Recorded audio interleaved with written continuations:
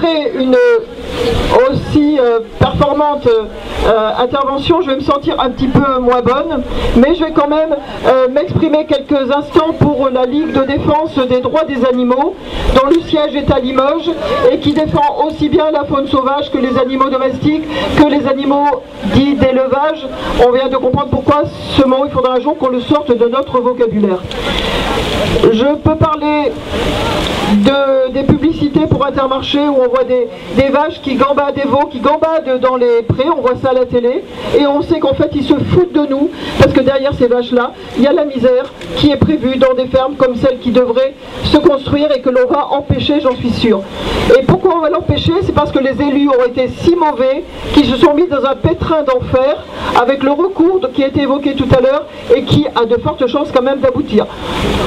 En tant moi-même qu'ancien élu sur Limoges et Limoges Métropole, j'ai une bonne expérience de la manière dont ce genre de décisions peuvent être prises, n'importe comment, sans réflexion, en violant d'ailleurs les principes annoncés officiellement dans des rapports développement durable ou que sais-je. Et je voulais juste vous faire part, pour appuyer l'intervention d'avant, d'une visite que j'ai faite vers Auch dans le Gers, à l'initiative de la Chambre régionale d'agriculture du Limousin, avec une équipe de gens qu'il fallait convaincre. On a été visiter il y a 3 ans une ferme que moi j'appelle la ferme aux 1000 caca, parce qu'en fait il y avait des vaches laitières traitées dans des situations inqualifiables, des vaches d'une très grande maigreur qui en fait ne comptaient pas en tant qu'animaux, comptaient en tant que fournisseuses de bouse de vache qui allaient ensuite être valorisées dans un énorme digesteur qui était installé à l'extérieur. On est tous rentrés dans le car en rentrant de ces visites. On en avait eu 3, 2 sur les déchets et une sur l'élevage entre guillemets, et on est rentré dans le car, on se parlait plus, on avait tous